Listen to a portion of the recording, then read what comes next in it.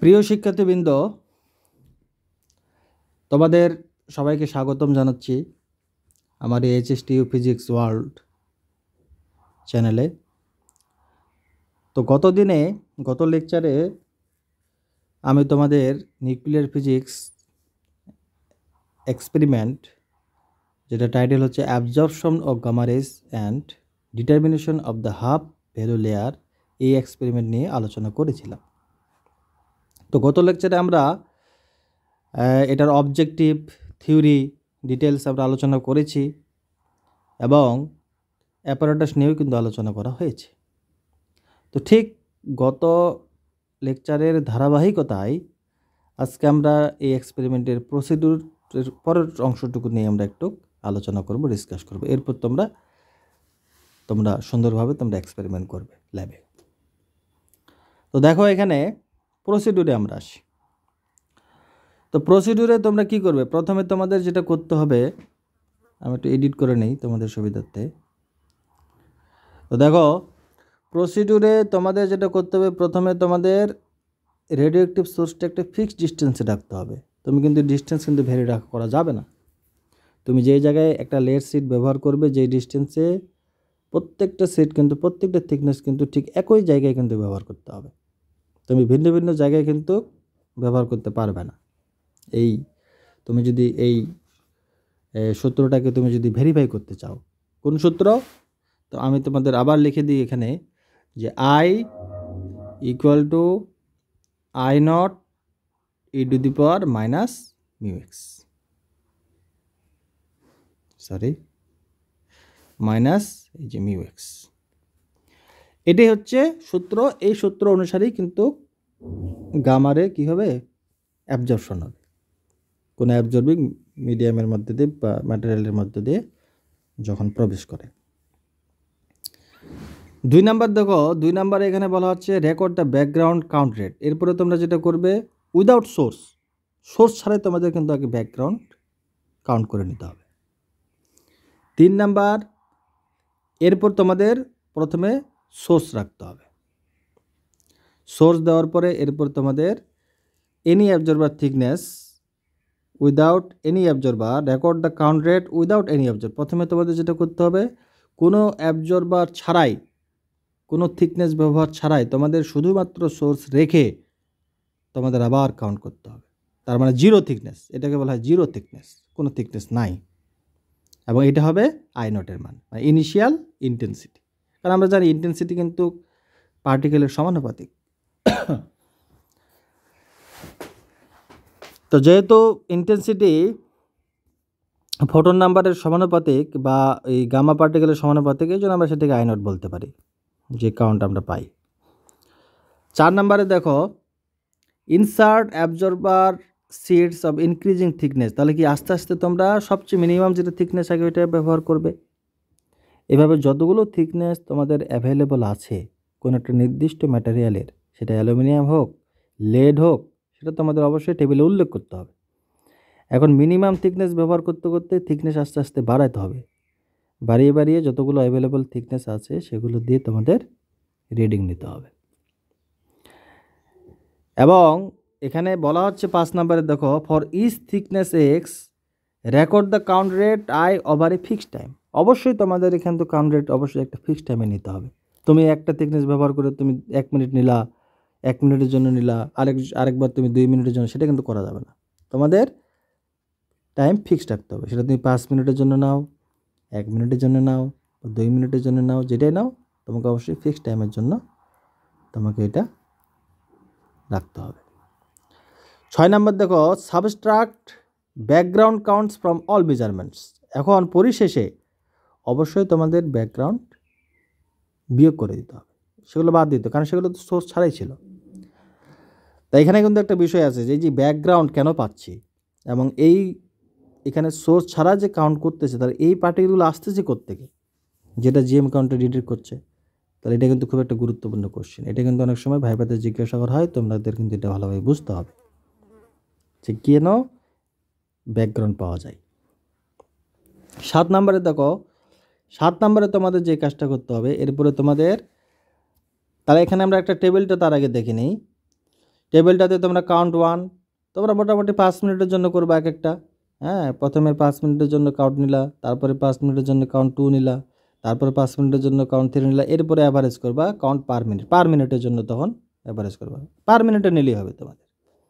পার মিনিটে নিয়ে এরপর কী করবা, সেটা লন আই করবা ক্যালকুলেশন করে, এই ভ্যালুগুলো পেয়ে যায়। তার লন আই পেয়ে গেলা এখানে ডান সাইডে, আর এটা হচ্ছে থিকনেস। তাহলে এই যে লন আই থিকনেস, এটাকে এখন তোমাদের গ্রাফ করতে হবে। তো এখানে এই যে লন আই ভার্সেস এক্স দেখো 7 নম্বরে লন আই ভার্সাস এক্স, এবং এখানে প্লট করার পরে তাহলে কীরকম আমরা প্লটটা পাবো, সেটা অবশ্যই স্ট্রেট লাইন হবে এবং নেগেটিভ ঢাল বিশিষ্ট, এবং সেখান থেকে আমরা তখন কী বের করব, স্লোপ মাইনাস মিউ। ওই স্লোপের মানটাই হবে মাইনাস মিউ।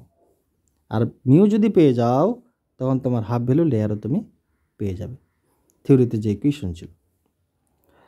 তো আমরা দেখি প্লটটা দেখি প্লটটা আমরা দেখি পরের পেজে। তো প্লটটা দেখো, গ্রাফটা দেখো, এখানে আমি একটা এই গ্রাফটা এবং ভ্যালুগুলো কিন্তু আমি তোমাদের জাস্ট বোঝানোর জন্য আমি ব্যবহার করেছি। তো তোমাদের কিন্তু এক্সপেরিমেন্ট কিন্তু করে যে ভ্যালু পাবা সেগুলো কিন্তু তোমাদের বসাতে হবে, এরকম ভ্যালু নাও আসতে পারে। তো প্লটে দেখো তোমরা এখানে খেয়াল করো যে তোমার দেখো স্ট্রেট লাইন পাওয়া গেছে, এই যে 0 থেকে এটা হচ্ছে ম্যাক্সিমাম ইন্টেন্সিটি, এইখানে হচ্ছে ম্যাক্সিমাম ইন্টেন্সিটি, আর এটা হচ্ছে তোমার বিন্দুগুলো আস্তে আস্তে থিকনেস বাড়ার সাথে সাথে দেখো ইন্টেন্সিটি কিন্তু ঠিক সরল রেখা মতো স্ট্রেট লাইনের মতোই কিন্তু দেখো কমে গেল নিচে। এখন এখান থেকে তোমাদের কি করতে হবে, ঢাল বের করতে হবে। তাহলে ঢালটা কি, যে কোনো 2টা পয়েন্ট চুজ করবা। যদি তোমরা গ্রাফ থেকে করো 2টা পয়েন্ট চুজ করে এই 2টা পয়েন্টের স্থানাঙ্ক আর এই 2টা পয়েন্টের যে স্থানাঙ্ক ব্যবহার করে তোমাদের ঢাল ব্যবহার করতে হবে। সেটা তোমরা এভাবে লাইন টেনেও করতে পারো, এভাবে তোমরা যদি চাও যে লাইন টেনে করবো এভাবেও করতে পারো, লম্ব ভাগ ভূমি, হ্যাঁ, অথবা স্থানাঙ্ক থেকেও করা যায়।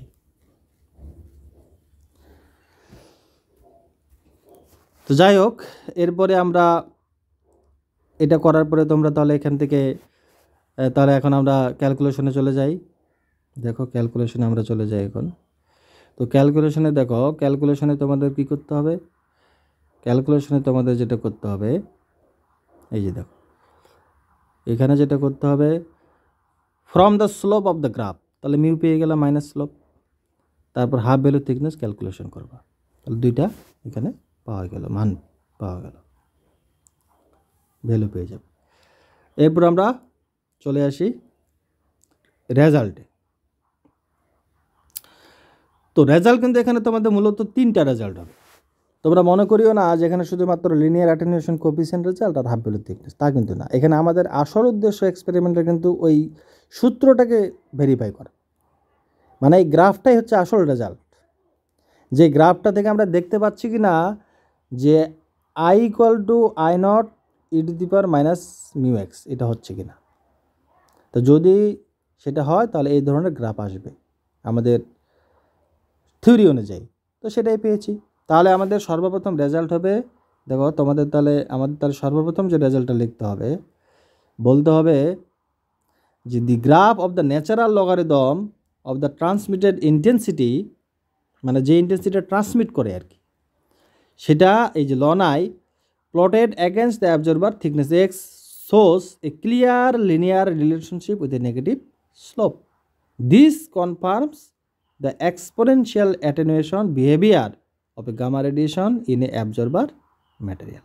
তাহলে এটা কিন্তু আসল রেজাল্ট, তাই এটা তোমাদের লিখতে হবে। এরপরে আছে লিনিয়ার অ্যাটেনুয়েশন কোএফিসিয়েন্ট, এটা বসিয়ে দিবে এখানে, হাফ ভ্যালু লেয়ার বসিয়ে দিবে। অবশ্যই রেজাল্ট লেখার সময় তোমাদের ইউনিটগুলো ব্যবহার করতে হবে, ইউনিটগুলো সতর্কতার সাথে লিখতে হবে। তো এখন আমরা প্রিকশনে চলে যাই।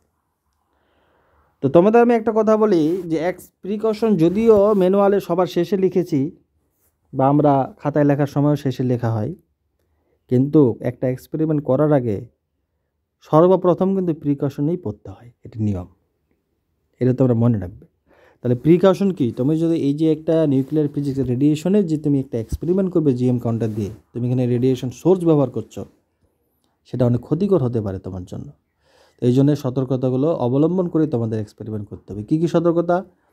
প্রথম সতর্কতা হচ্ছে handle the radioactive source with care using appropriate tool such as forcep. অবশ্যই ফরসেপ ব্যবহার করতে হবে। তোমরা ভুলক্রমে অনেক সময় হাত দিয়ে ব্যবহার করো, তোমরা তো রেডিয়েশন দেখতে পাও না, কিন্তু হাতে ব্যবহার করলে তোমার অনেকক্ষণ ধরে যখন যদি তোমার হাতে ইম্পোজ করে সেই রেডিয়েশন তোমার কিন্তু হাতে আক্রান্ত হতে পারে। তো এই জন্য সাবধান, অবশ্যই ফোর্সেপ ইউজ করবে এবং দূরে থেকে একটা ডিস্টেন্স রেখে কিন্তু ফোর্সেপটা ইউজ করতে হবে তোমাদের, কারণ রেডিয়েশন কিন্তু সাধারণত সোজা উপরের দিকেই কিন্তু বের হয়। আচ্ছা, 2 নাম্বার দেখো, avoid direct contact with the absorber material using bare hands. তাহলে দেখো আমরা কিন্তু এই অ্যাবজর্বার ম্যাটেরিয়াল কন্ট্যাক্ট করার সময় কিন্তু আমাদের সতর্কতা অবলম্বন করতে হবে। 3 number, minimize exposure to radiation by limiting the time spend near the source. আমাদের যতটুকু কম সময়ে আমরা সোর্স ব্যবহার করে আমরা এক্সপেরিমেন্টটা করতে পারি। আমাদের এক্সপেরিমেন্টটা এমনভাবে করতে হবে যে আমাদের এই রেডিয়েশনের যে এক্সপোজ এটা যাতে যত আমরা মিনিমাইজ করতে পারি এবং টাইম যত দ্রুত সময়ে আমরা এক্সপেরিমেন্টটা করতে পারি। আমরা অযথা সময় নষ্ট করব না এক্সপেরিমেন্ট করতে গিয়ে। 4 নাম্বার, রেকর্ড ডাটা অ্যাকুরেটলি। ডাটাগুলো অবশ্যই তোমাদের অ্যাকুরেটলি রেকর্ড করতে হবে, লিখতে হবে এবং ইনশিওর করতে হবে source to detector distance remains fixed throughout the experiment. তাহলে এই এক্সপেরিমেন্টে কিন্তু অবশ্যই তোমাদের ডিস্ট্যান্স সোর্স টু যে তোমার অ্যাবজর্ভার যে ডিটেক্টর এটা কিন্তু সবসময় ফিক্সড রাখতে হবে। তুমি সোর্স মানে ভেরি করতে পারবে না তার distance, source to detector distance. তো যাই হোক ছাত্রছাত্রীবৃন্দ, প্রিয় শিক্ষার্থীবৃন্দ আমার, এরপর তোমরা এখানে কনক্লুশন লিখে ফেলবা। কনক্লুশনে কী পেলে আসলে কী করলে, তো আমরা এখানে ওটাই এখানে লেখা হয়েছে, এটাও তোমাদের লিখতে হবে, পরীক্ষাতেও লিখতে হবে। তো আশা করি তোমরা এটা খুব ভালোভাবে বুঝতে পেরেছ এবং তোমরা বুঝতে পারলেই আমার সাফল্য। এবং এই এক্সপেরিমেন্টটা খুব ইন্টারেস্টিং একটা এক্সপেরিমেন্ট, এখান থেকে আমরা অনেক কিছু শিখতে পারি। প্রথমত কিভাবে অ্যাবজর্বিং হচ্ছে এটাও শেখা গেল। হ্যাঁ, তো যাই হোক আর বেশি কিছু বলছি না, তোমাদের ধন্যবাদ জানিয়ে আজকে আমি আমার লেকচার এখানেই শেষ করছি। তো তোমরা সবাই ভালো থাকো।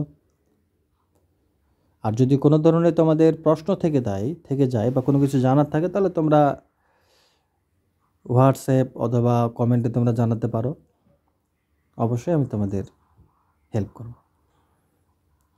তো ধন্যবাদ সবাইকে, থ্যাংক ইউ, আল্লাহ হাফিজ।